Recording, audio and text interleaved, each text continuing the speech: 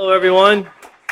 Welcome once again to another Peaceful Solution Character Education certification course. Everyone can be seated that is coming in, and of course I know it's raining pretty heavy outside, so please feel free to come in, dry off, and grab a seat and have your books ready, your notebooks, your pens, and be ready to take notes, especially for all those here and all those who are watching on the internet. You know, always have your pens and your notebooks and your teacher's manuals ready to put these notes into your book, so you'll have these things and you'll add to them as you go through these classes. If you're just now starting to put notes in your books, you're going to add many notes to your book. You'll find it challenging sometimes to find more room to write as you go through, and with each teacher and even yourself as a teacher and even engaging with your students, you're going to find a lot of information to help you apply these lessons and to also bring these lessons toward teaching others. And of course, also, we're in the acceptance unit. Once again, that's the second unit of the junior high series. And once again, you always want to get a teacher's manual. And you can download those free online. Just go to our Facebook page, which if you're online, that's where you're watching right now. And you can download that. We have the character and the acceptance unit also available. If you're needing them in other languages, just send us an email. We'll be more than glad. We're working on getting them translated into Spanish, French, and Portuguese.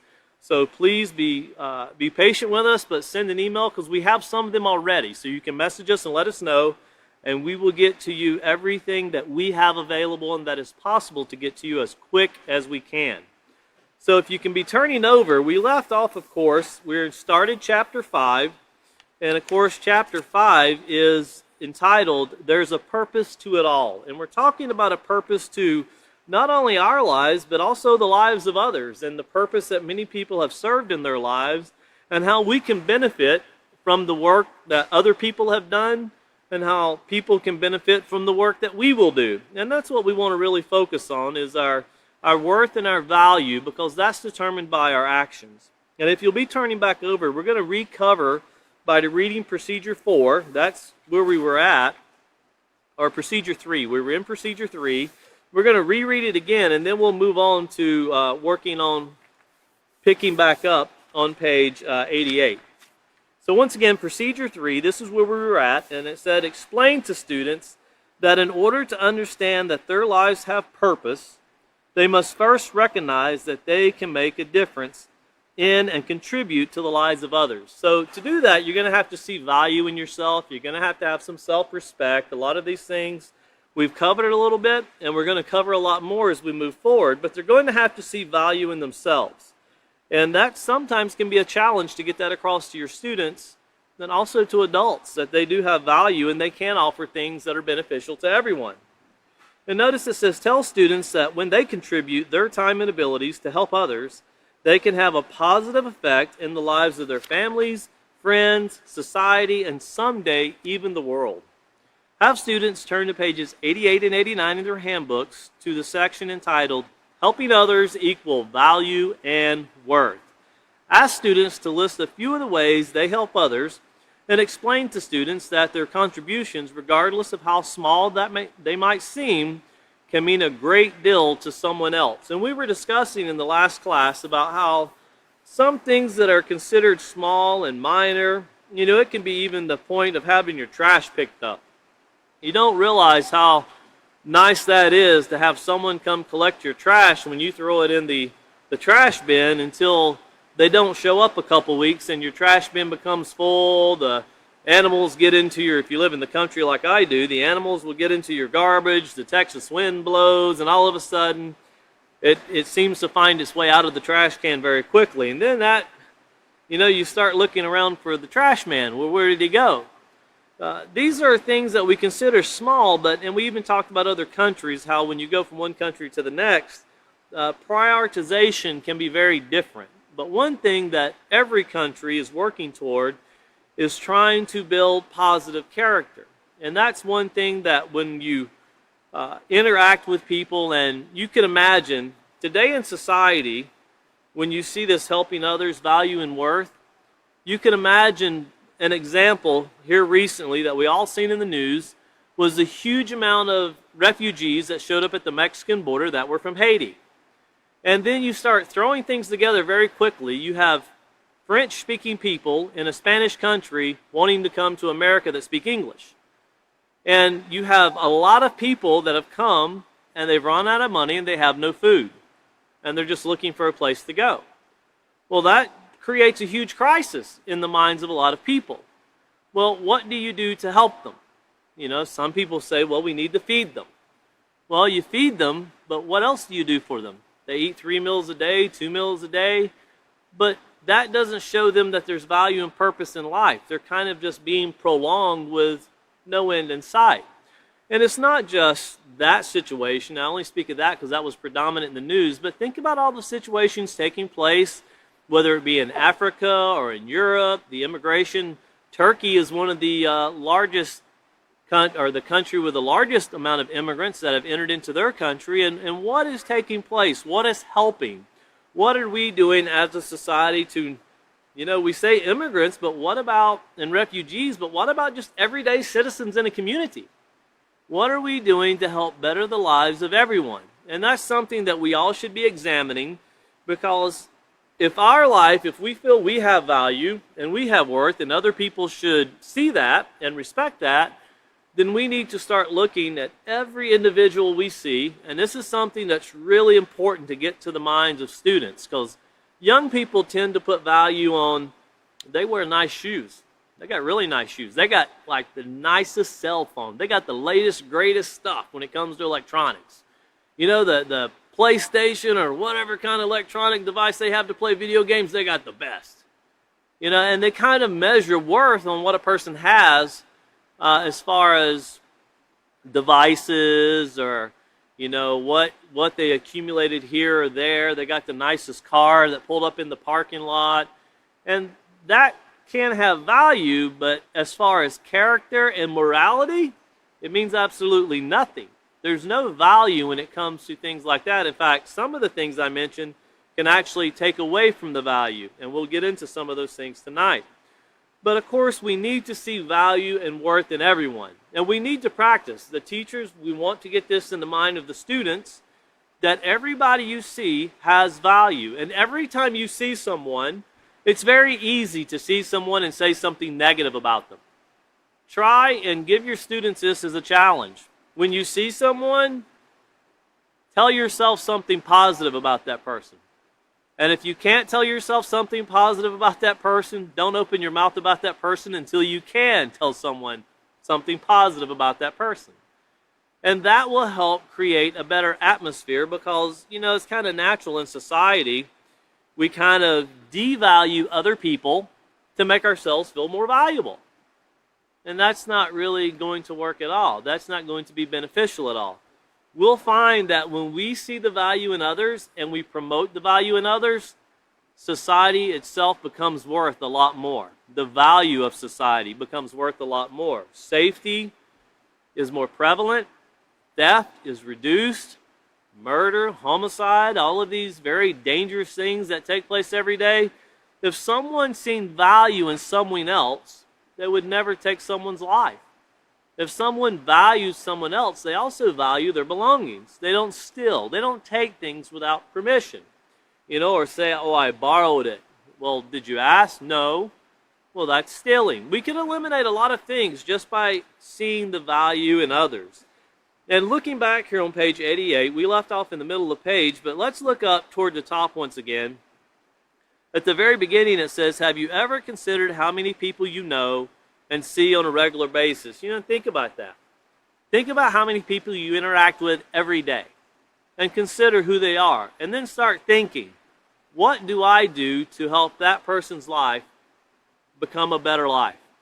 What do I do to help that person enjoy the day more? Now, you could sit back and go, what am I doing that kind of brings down that person every day? What am I doing that, especially when you work together? You know, when you work together on job sites and in working environments, sometimes personalities can clash. And you got to think, well, do I make this person's day better, or do I bring it down? Do I make it, you know, to where the person just doesn't even want to come to work the next day? Well, we have to evaluate what are we doing and how do we affect, because remember, our purpose is supposed to be accomplish a goal. But notice here it says your family, friends, and teachers are only some of the people you communicate and interact with daily. We need to examine, is it positive or is it negative? And if we find any negativity in the communication, we need to work on that because it's a breakdown of showing respect. Well, what effect do you have on each other's lives? You think about that. Think about how you've been affected by other people and what they say and what they do.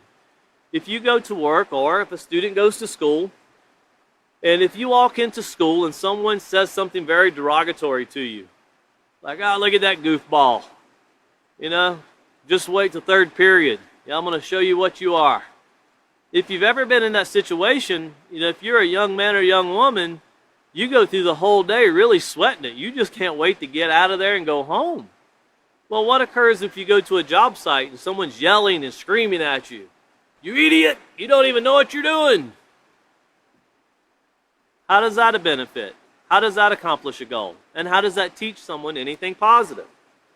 Well, think about these things because I promise you, if we examine ourselves, it might not be that strong of a language, but we can all examine ourselves and find to where we can find guilt in ourselves without looking at somebody else. We can find where we've actually made someone else's day a little bit worse or a lot worse just because of our conduct and our interactions and what we say. Well, we're wanting to examine this. Notice it says by consciously making an effort, so that's by thinking about it. Have it in your mind. Set in your mind in advance as we read on page 80 in the character unit. And remember the influences that we carry, our words carry. And for your notes, that was page 60 in the character unit. So setting our mind in advance, considering the influences that we put upon other people, well, by consciously making an effort to willingly help and share knowledge with others, you can improve their lives and give meaning and purpose to your own. So this knowledge is knowledge and moral character. Remember, we talked about how society needs more than just the basic core subjects of reading, writing, and arithmetic. We need to also consider character education and how to better our society. And then, of course, we read, when was the last time you took stock of the ways in which you were helpful? So stock, investment. You invested in this. You actually took a reference to how much are you doing to better someone else's life? Not just our own, but someone else's. Notice it says, do you assist your parents and other relatives by doing chores or babysitting younger ones? If your family is like many other families in today's society, then both of your parents probably work during the day, or maybe you live in a single-parent family where the responsibility of providing for the family rests upon one person. And in today's society with, here in America, it's different in other countries, but America loves debt. You get what you want today and pay for it for the next 50 years.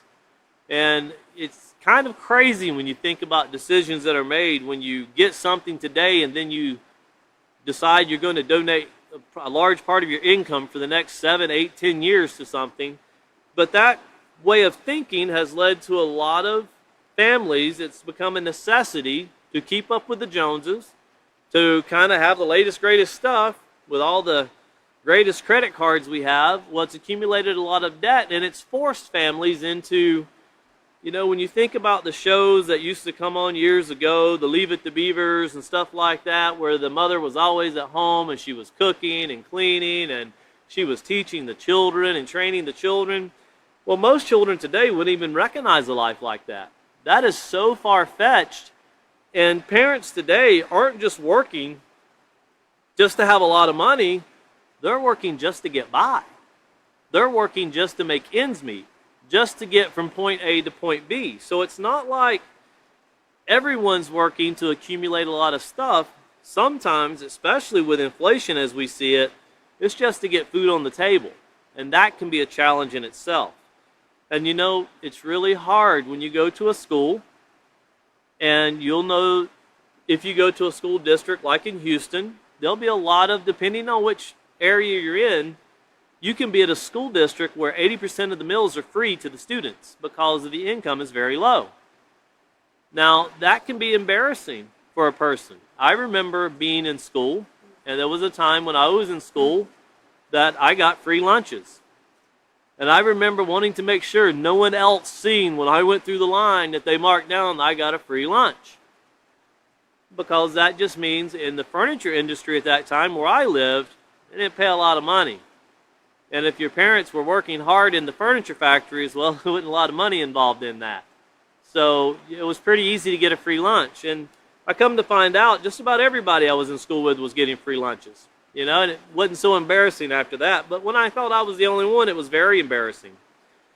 But continuing on here, notice, and this is what comes to us as young men and young women, it says, regardless of the size of your family, parents and guardians have many obligations and duties. As a young adult, you have the ability to contribute to your family's well-being. And this is where it gets complicated. It might seem as if you're the only one taking out the trash or doing dishes. You know, we can say that, but think about it. And I remember I used to complain, and I have children now, and I see them complain, when it's, okay, it's your turn to take out the trash. Ah, really? And when you think about it, it only takes all of 3 or 4 minutes to grab the trash bag, take it to the dumpster, and I'm thinking, man, you just got fed? You get clothing, you got a place to stay, all of that for 3 minutes worth of work. That's a pretty decent deal, I'd say. But people tend to think that, you know, it's a burden. And washing the dishes, well, hey, somebody had to pay to make them dirty. You know, you didn't mind eating out of them. If you like to eat out of a dirty dish, I guess you can go ahead and leave it. I'm not doing that. Well, wash the dishes. You know, I did that growing up. You know, one thing you learn as an adult, and this is something I always tell my children. You know, that trash can fills up really quickly. And you got a big dumpster, and we fill it up really quickly. You know, I had to pay for everything we threw in that trash can? Think about that. Everything we throw away, we pay for. Try to find a way to reduce what we're throwing in the trash can. That would go a long way, and you wouldn't have to take out the trash so often either. But, you know, you think about that when you're an adult, but as a child, it's, oh, I don't want to do it. Well, you know, these are things that it's because value is not seen. You don't want trash all through the house. You know, of course, no one wants that. Well, part of that is to value that, you have to take out the trash or do the dishes or any other chore, you know, whether it's doing the laundry. All of those things are needed. And, of course, when you think about your parents coming home, there's more to life than coming home and playing video games. You know, that's something that can be detrimental, but that's later on as we move forward. Looking down to the next paragraph, this is where we left off. And it says, have you ever taken part in a drive to clean up your neighborhood or shovel the sidewalk for an elderly person after a snowstorm? You know, maybe you have volunteered your time to teach English to someone from a foreign country or read a book to the blind or elderly. And when you think about that, that seems like something so simple. Teaching English to someone from a foreign land. If you've never had the pleasure of being in a land and you can't speak their language, you need to experience that one time in your life. Because as Americans, we think if we go to, when we went to Argentina, you kind of land and you look at everybody, hey, you speak English? It's almost like we went to their country and they should have been learning English for us when we got there. And you realize very quickly that there are some people that can speak English, but when you're in their country, it's only fair to do what they do. Learn to speak Spanish or get a translator. So we had to get a translator. You know, but these are things we kind of expect other people to do things to fit into our lives. But you don't realize until after you've been in those situations, when you go to a country that speaks Spanish or French, when you expect them to speak English, they realize you're not looking at them with the value that you should. You're in their country. You should speak their language. It's their country. If they wanted to speak English, I'm sure they would have made it that way. You know, so we have to get into that mindset of when we're dealing with people, we need to find ways to show them value by helping them and guiding them and respecting where people come from and knowing there's different customs. And as we've taught in the Peaceful Solution, as long as they bring no harm to themselves, someone else, or the environment, it's okay. But going somewhere and realizing I can't speak to anyone, that's a feeling that everyone needs to go through one time in life, and you realize what a person goes through when they come to the United States and they can't speak English.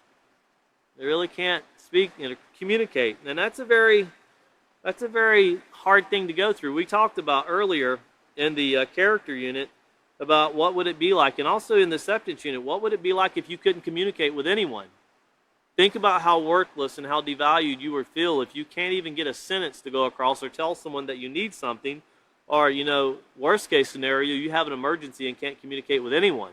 That becomes very, a very bad situation, so to speak. It says there are countless ways you can assist others in your community. This is very important to pay close attention to this. However, it is up to you to educate yourself about the relevant issues in your area. Now that means educate yourself about the issues relevant in your area. That means get involved in your community and find out what needs to be done. It doesn't mean start looking up things that you can do to change it without getting involved in the community. Notice this. Ask your parents for permission to get involved. Then ask your teachers or principal, as well as other community leaders, about ways that people your age can be of assistance.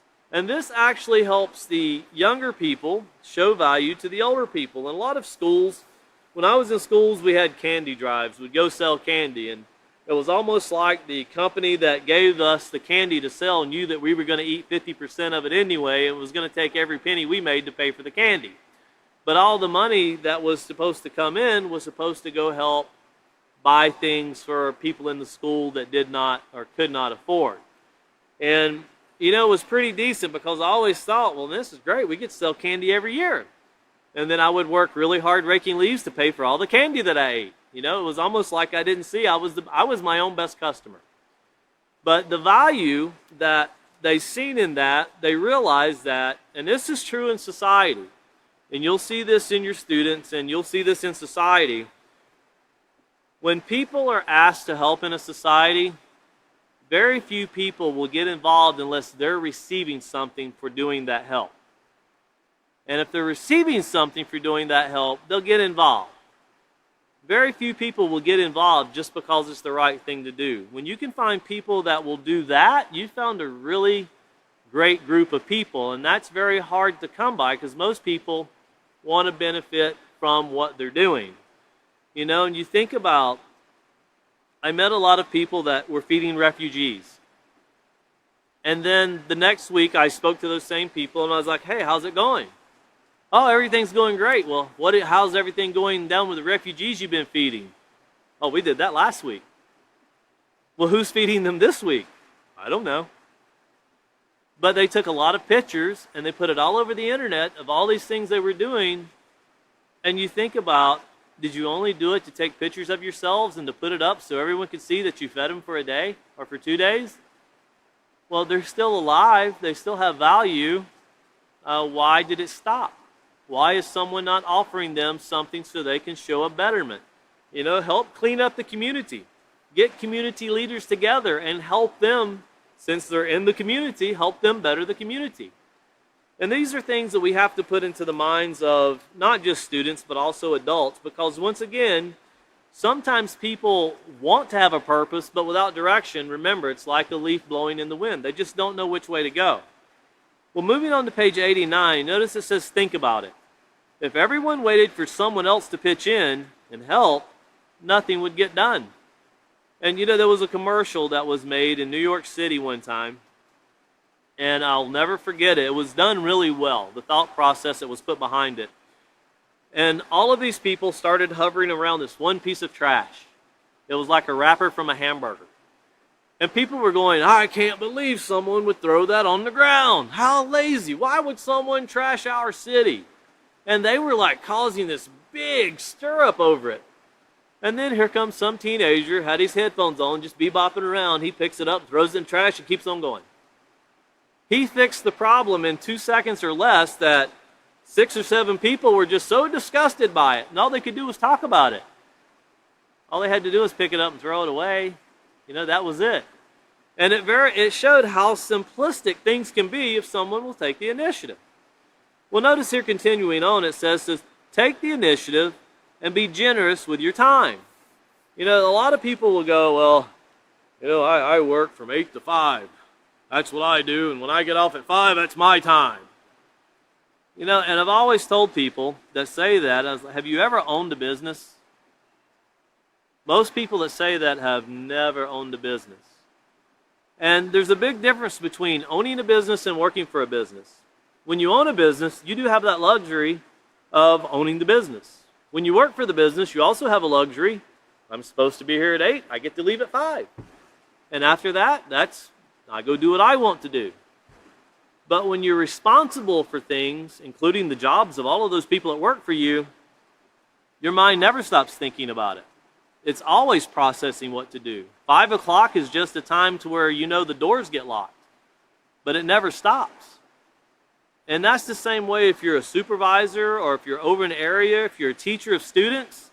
If you teach your students from 8 to 5, there's so much more work that goes into study and prepping and getting yourself ready for the next lesson plan that no one else ever sees. They think these things just kind of fall into place. It takes a lot of time and a lot of hard work. Well, if we always base our time on society as we're 8 to 5 and we won't do anything more to help society, well, if that's your time, then I'm sure you're wanting things to benefit you.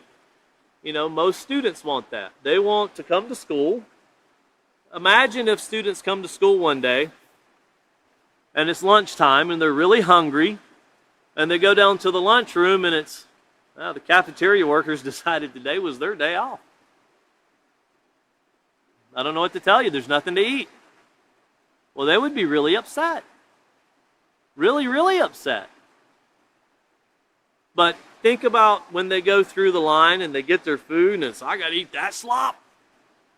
And think about these cafeteria workers that hear that. You know, they're only doing their jobs. They don't get to pick the menu for the day. It's their job to prepare it to the best that they can.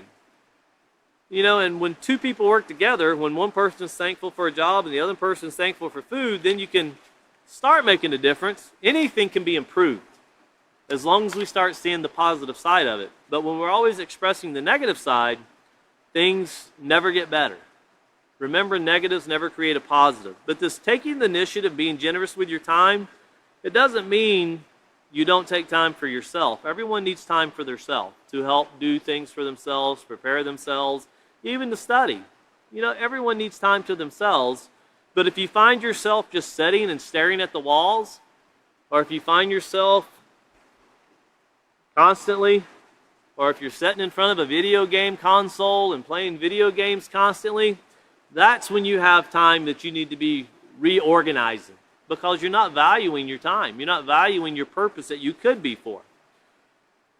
Continuing on, it says, get involved in extracurricular activities, especially those that will build your awareness about what is going on in our society and our world. Then do what is within your power to help. And if someone would take the time right now to examine what's going on in our world, it could be a very depressing thing. Because when you watch the news, when you listen to world leaders speak, they readily tell you they don't have answers.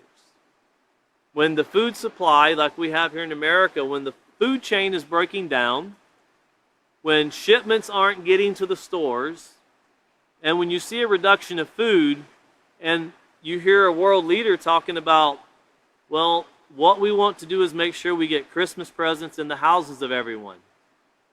And I think I would rather have something to eat than a Christmas present myself. You know, so set that as a goal. Let's get food on the table for everyone. Let that be goal one, because that gives everybody else hope and value to themselves. It gives them purpose.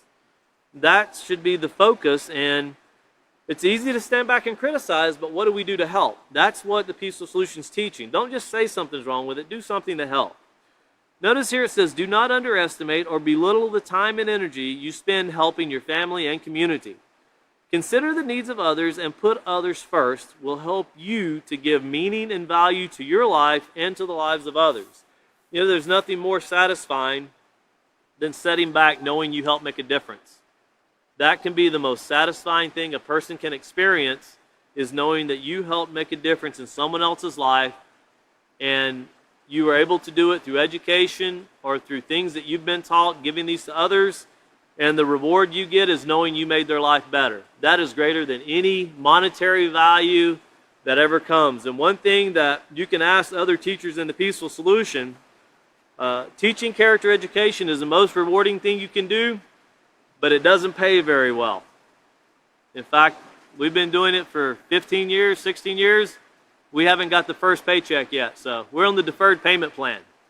But the absolute joy and reward you get out of making friends all around the world and knowing that you're able to help people make their lives better because someone helped you make your life better through this education, that is priceless.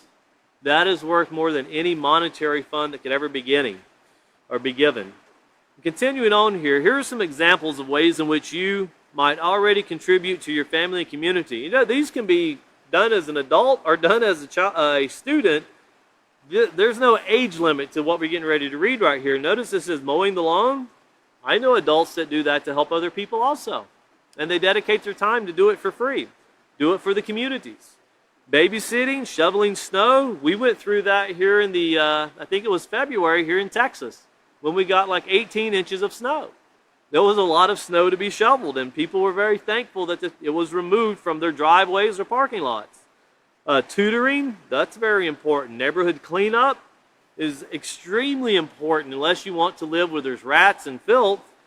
Cooking supper, do without supper for a day, and you'll know how important that is. Of course, food drive, and doing laundry. These are all important things that everyone can help out in and everybody can contribute in. And remember, it's always rewarding when you come together as a community, as it's showing here. This can be your school coming together. This can be your community where you live coming together, your neighborhood, your colony, as they say in some countries. All of these things coming together to help the betterment of everyone. Doing something so everybody benefits. And of course, here we have where you have the home, school, and community, and this is where the students are taking stock in what they do.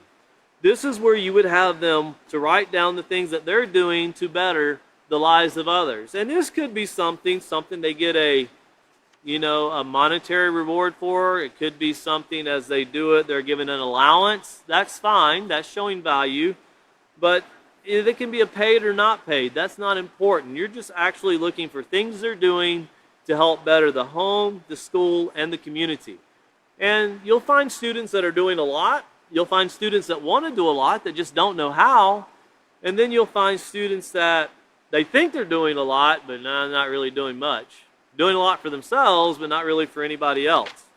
And that's something that you want to help them see. You don't want to demoralize anyone. You don't want to make them think they're not doing something, but you want to show them the importance of what it is and what it means to do it.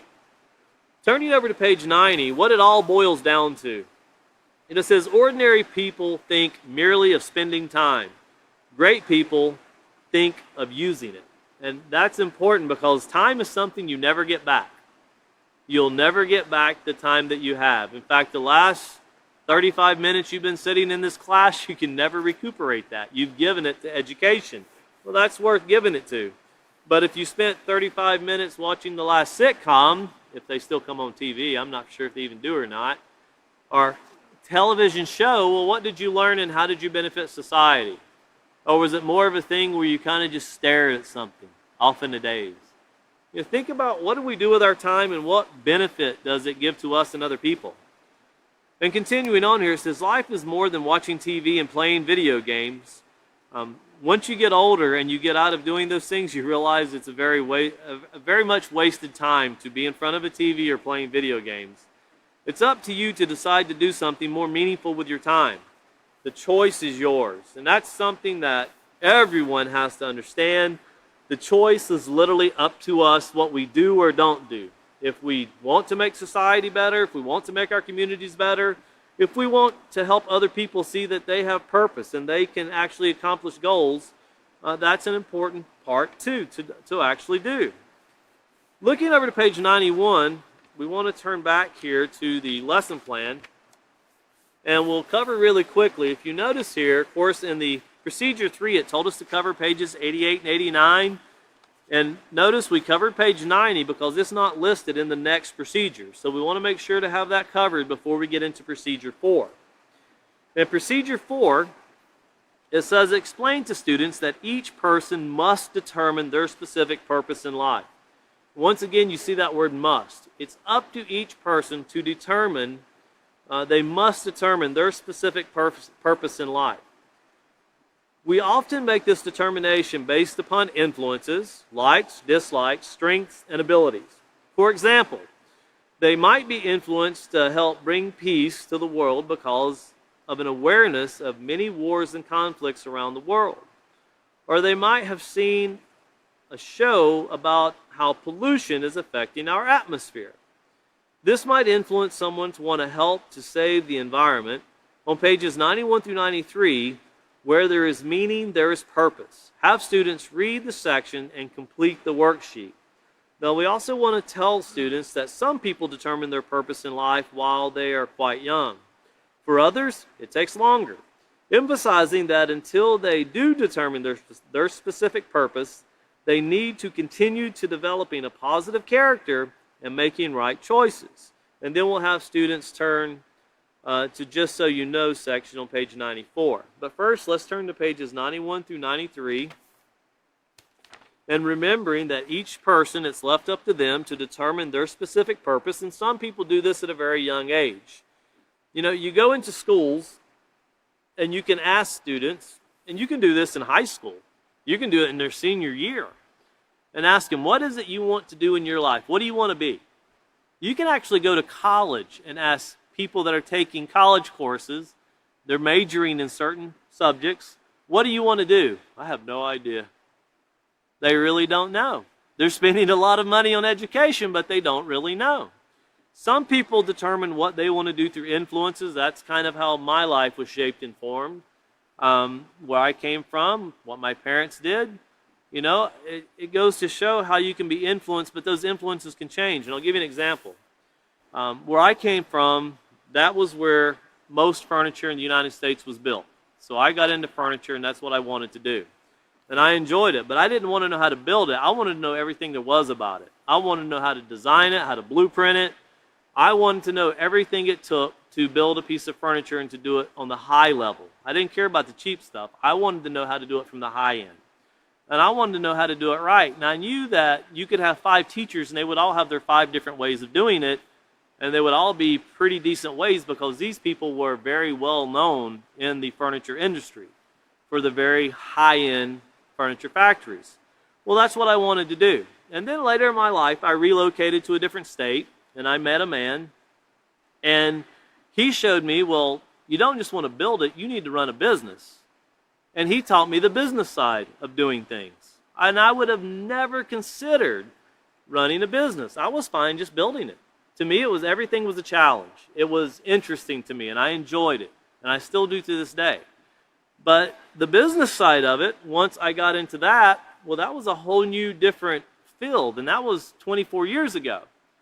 And I didn't really like it when I first started it. I was the kind of person, I kind of like coming in at 7 and leaving at 4:30, and I don't have to worry about it anymore.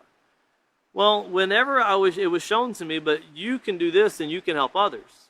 You can give jobs to people. You can teach people the way you were taught. Because when I was taught to do things, the people that taught me did it for free.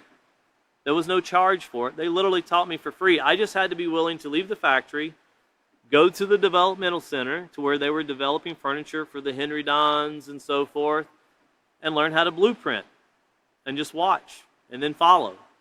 There was no pay and there was no charge. To me, that was worth its weight in gold. And then you get into the business side of it, it was a lot more complicated. I thought building it was a lot easier than running a business. But when I was shown a purpose of how you can be a benefit, not just to yourself, not just to others, but also to a community, and communities really want these things, it took a little bit of time, but once I seen what the person that was leading me and teaching me was trying to show me, I actually fell in love with it. You know, and then later on in life, I learned about teaching character education and I fell in love with that. And I found other people who loved it just as much as I did. And other people that wanted to travel to everywhere they could to teach character education. If they would let us in, we would go there and teach. We didn't care if we had to drive 500 miles to one place and we got to teach 3 classes, then we drove back. That was fine. We just wanted the opportunity to help make someone else's life better. And we did it for free. There was no money. We just wanted to help. And later on in life, as I've gotten older, I've met a lot of people like that. People that just want to help. They just want to make people's lives better. Not for monetary gain, but to make society better. And we tend to think there's not that many people out there that want to be like that, but there are. There's a lot of people, they just don't know the purpose that they have in life or how to develop that purpose. Well, here on page 91, it says, where there's meaning, there is purpose. And notice it says another important aspect of accepting that your life has meaning is to determine what your purpose in life is. And once again, in that acceptance of meaning, turn to page 3, because we covered that at the very beginning. Page 3, and look down at the last paragraph here.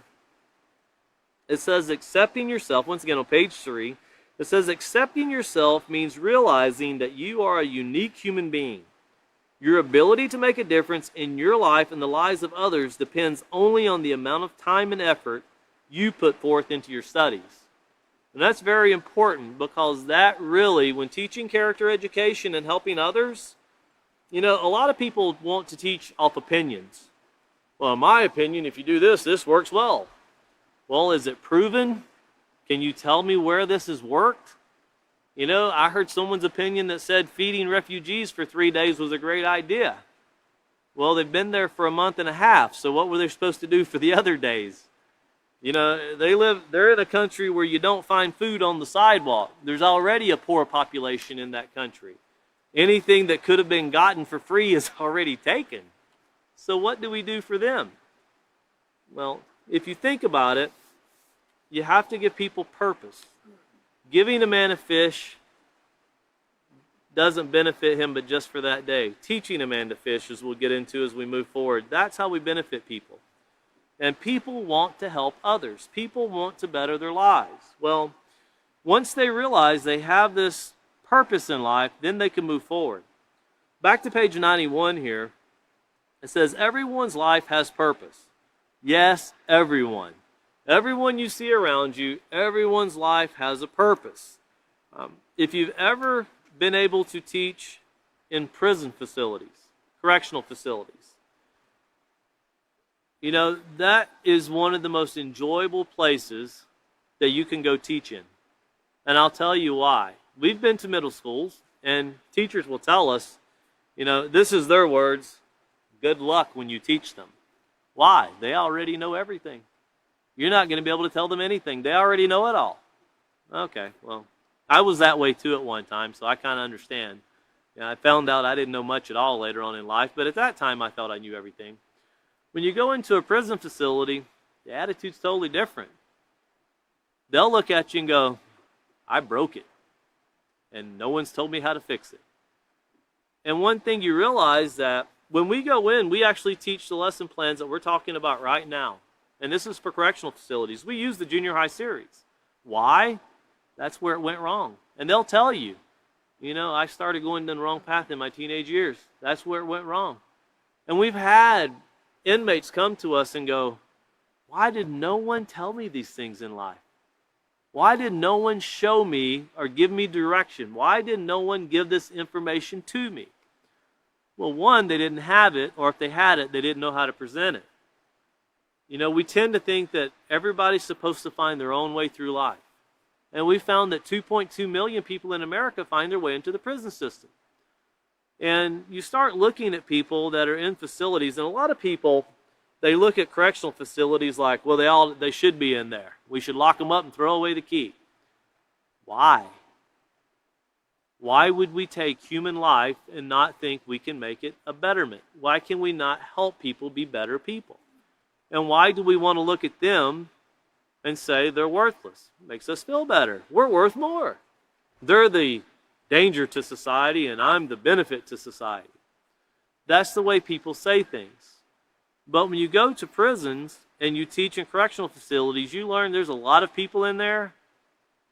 All it took was one day, 5 minutes of making one bad choice, and they're in there for 20, 30, 40 years for one choice they made in a 5-minute span.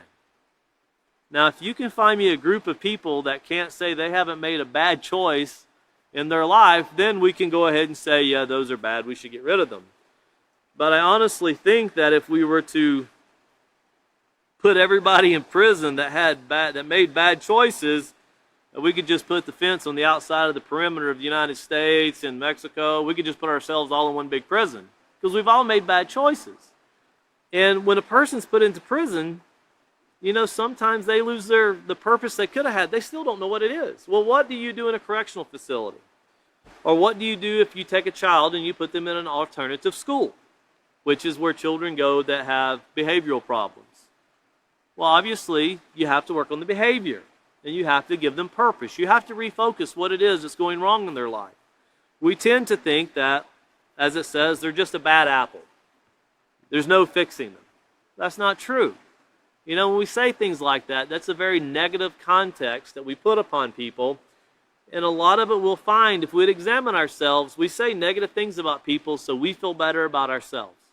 And that's truly the sad part of the psychological set in society, to where we speak bad about people. It's so we feel better about ourselves. Well, that doesn't give purpose to anyone, and try to think about the detriment that comes to the mind of someone, especially a child, when these things are done. Notice it says here that, yes, once again, it says the problem is that people sometimes get caught up in the daily grind. You know, everyone's life has purpose, yes, everyone, but people's life, they get caught up in the daily grind. And what's the daily grind for one person is different than for the next person. You know, we all have very different lives. We're sitting here in a room together. A lot of us live in the same community out here in West Texas. But I promise you, if we go through and we talk about our day and how the day goes and the interaction, we'll find that our lives are extremely different in the jobs we have, in the stress level that comes, and the questions that come. I know some people that get a lot of questions every day. I know some people that will get 300 and 400 messages a day from 26 different countries. I know some people that don't want a phone, and they don't even want to hear a phone ring. Just leave me be, because I don't want that. I kind of envy that sometimes. But, you know, you also want to be able to help people and to guide people. And that doesn't mean that you have to have a phone to do it. But we all have very different lives, and we all have very different purpose. But when we fulfill our purpose, when other people in a community, when you fulfill your purpose, we all benefit tremendously from everyone doing their job. You know, I met a guy one time, and his job, he was just pulling nails out of wood. And I thought, wow. Nails out of wood. And then one time I needed to go to him to get wood. You wouldn't believe how thankful I was that all the nails were gone out of the wood that we were using, because we were using reclaimed lumber. And you realize what a huge blessing it was not to do that, and how much time you save. You know, but I've been many places, and I've seen people work in mud this deep, to work in a field, to plant a garden, to do many jobs, and I'm thinking, I've ate a lot of stuff that come from around that area. And I've never considered what people go through, so I can just go get it on my plate.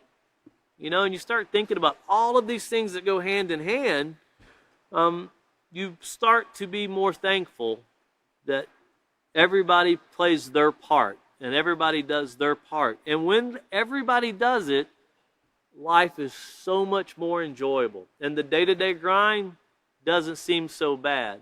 When you know that other people are going to enjoy what you're doing and the benefit that they're going to receive from the work that you did, you and others, it becomes so much more enjoyable that you look forward to the next assignment. You look forward to the next job. But once again, this daily grind, it says, in other words, they begin to see their daily activities and function as routine, boring, or monotonous. You know, monotonous being dull. You know, just everything's the same. Nothing ever changes. And, you know, people used to ask me when I worked in the furniture factory, don't you hate building the same thing over and over and over? And I would tell them, every piece, you could have 5 different pieces and have 5 different fabrics, and they were all a different challenge. And I always looked at it as a challenge because the goal is to build it as fast as you could, but make it perfect. And I always looked at it as a challenge, and I still do to this day. When we go to different countries or when we teach in schools, I always look at it as a challenge to try to leave something in the mind of someone else that the teachers that taught me left in my mind. And you never know what those words will be that you can actually help someone with. Because I travel with teachers and I can tell you, I've traveled years with certain teachers. And I've heard the same lesson be taught 100 times. But the 101st time I've heard this teacher or these teachers teach these lessons, I'll find myself always putting another note in my book, and it's like, I never got that before. That's really great information. And you learn that some of these things change because society changes, the environment changes, life around us change, and things become more important. 2 years ago, mask and respecter of property or being mindful of not going up and coughing in someone's face, well, we considered that rude. Now it's considered life or death with COVID and other things going around. People think about it a little bit more. They're actually arresting people if you go up and cough in someone else's face. Before 2 years ago, it was just considered disrespectful. And we taught it as that way. But when you think about it now, it's much more than that. But these things that are considered monotonous, if something seems boring, get with your supervisors. Students, get with your teachers. Because everything is an adventure, and you want to do it to the best of your ability. And when you think you've got it perfect, and you think you've got everything done right, when working at a furniture factory, when we used to build samples, and they would go to a city known as High Point, and people from all around the world would come to examine. They didn't just look, they examined this stuff. They would shoot lasers across the grain in the fabric, and it was a very interesting time. And you could do something that you thought was absolutely perfect, and I guarantee you 5 people would find something wrong with it. And the 5 people that were finding something wrong with it, they were wanting to buy it to put in their stores, and their customers wouldn't have known the difference. But they did. And the only reason they did that was to let you know we will not bend in quality. We want the best of the best, so don't send anything less than what we see here. Because in the furniture business, a lot of time is put on those display samples, and then when it comes through the factory, it's a totally different story. We'll make those perfect, but, coming through the factory, it's not going to be as perfect. Well, they would let you know, we'll send it back to you. Even if you send it on the other side of the world, we're going to send it back at your cost. Well, that's with a product like furniture. With character, if you let some slippage take place in that, if we neglect that and someone makes a bad choice and they hurt someone, can't exactly pack that up and send it back to where it came from. In fact, lives are lost, people are hurt, things are damaged in those cases. So the purpose of everybody seeing how not only have you done it and you've done it well, and I'm not saying tell somebody if they made a B+, you should have made an A. No, if somebody does something, compliment them on what they've done, but realize society is always changing. We need to do more, and we need to be of a better benefit. And when you look at the next challenge from one day to the next, it shouldn't become monotonous. I've seen people grow gardens, and one day to the next is always a challenge. To keep it growing, the whole purpose of it is to bring forth food. If you go in and you think, it's the same thing every day, well, it's really not. If you're building a house, whatever you're doing, teaching a class, there's always something you're trying to add to, and it's something that makes it more challenging. But if you get to where you can't find that challenge, if your students can't find that challenge, that's what supervisors and teachers and guidance counselors, that's their job, is to help people realize it's not dull and boring. There's always an adventure. And even with cooking food, I see dishes, and my challenge is I've always wanted to make a dish taste like it looks. Because I've seen food look really, really, really nice. And then I cook it, and it don't taste as well as I thought it would. But it looks really nice. My challenge has always been to learn how to use spices and see how people do things. And I haven't accomplished that, and I got a long way to go, but I want to learn that. I don't have time sometimes to do it, but that's something I really want to learn. I want to experience what other cultures experience through the use of spices and other things. And I was taught that by a person that they did that and they learned to really enjoy that themselves. And, and that's something I want to learn to do. And you can learn from some of the youngest children. But when these things seem monotonous or boring, dull, mind-numbing, unchanging, it's always the same, notice it says they failed to realize that their interactions are helpful. They might become disappointed and frustrated and tend to have a life is boring. I deserve to have some fun. Besides, I don't have much of a future. So I might as well live for the moment attitude. So in other words, I need to enjoy everything now. Get it all, get it all in, soak it in. Well, life is very long when you're young.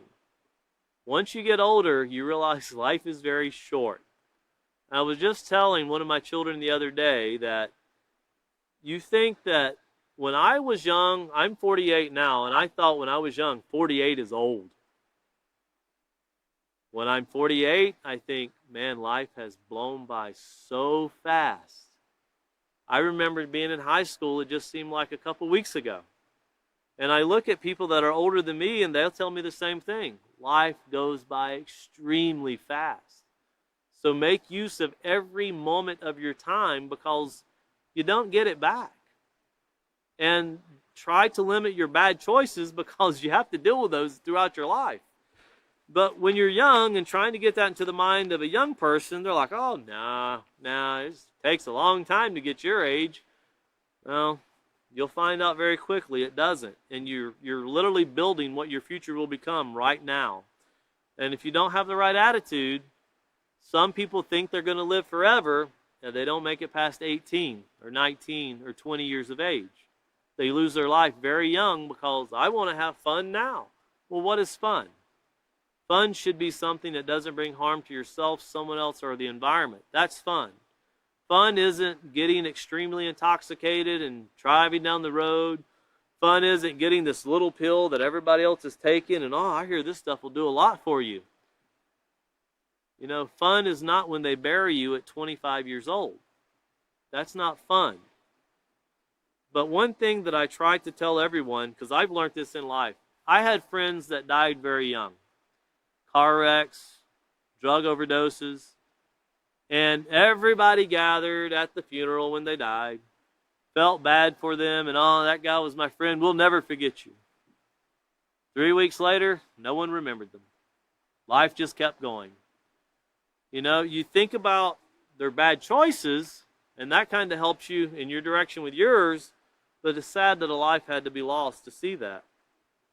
Well, continuing on, it says, without purpose, these people are more susceptible to taking unnecessary risks that could lead to experimentation with drugs, alcohol, or premarital sex. This relations without commitment. Putting themselves in danger of deadly sexually transmitted disease. And they're so prevalent today. When I went to this one country, and as you go into the border, I was kind of shocked because I'd never seen this before. One day they sent me out the back gate. And out the back gate, you end up on a different road, but it depends on the size of your vehicle, which way they send you. Well, when you come out the back gate, there's a lot of Americans that go there, and there was nothing but nightclubs. As far as you could see. I'd never been to that part. I always run around the other side. And all these people are gathered out here, and I'm thinking, man, it's middle of daytime. And then as I met a lady who was over public relations, she was telling me, well, those are prostitutes. They're waiting for Americans to come across. And for $50, they'll spend the whole day with you. And I thought, $50? Does no one tell them their lives are worth more than $50? And the lady told me, she said, there's two things to guarantee you. One, you're not going to have the time of your life. And two, I work with every one of those girls, and they all have STDs. You're going to get an STD. You will leave Mexico with something you'll never forget. And I thought, what a sad thing. You would like to gather them all together and introduce them to a teacher that could help them to better their life, instead of people for $50 taking advantage of them. Because that right there breaks a person's heart, to know that those people suffer in their lives so someone else for $50 can get enjoyment and these people think that's their purpose in life. And it's not. And society shouldn't do people that way. Well, continuing on here, it says, in many ways they give up on themselves and their future. And you see that when you see something like that in that magnitude. Well, don't let this occur to you. Keep in mind that your life, like everyone else's, is meaningful and has purpose. But it's up to you to determine your purpose. You know, and think about that, and think about how you could help other people. Would you be the person that would go across to help those people, or would you be the person that for $50 you would use them and abuse them too? It's a sad fact when people do people that way. You know, we need to take people and help people to show them, no matter what you've done in your life, you're very valuable and your life is valuable and you should be treated with extreme amounts of value. And no one should do something to belittle you or tear you down. And life is a lot more valuable than $50 and a lot of chemicals in your body because you got a disease. You know, so think about those things and how some people subject themselves to harsh things if they don't know any better. So we're going to stop right there on page 90. Our next teacher will pick up on page 92, starting with determining your purpose, you know, getting our mindsets to that. And our next class is going to be on 1017. That'll be Sunday at 5:30, and we'll continue moving forward. But look at everybody with value. Look at everybody with purpose, and always make that the first and foremost thing in your mind. If you can't say something positive, then just don't say anything at all about someone. Thank you very much for joining us, and we look forward to seeing you again.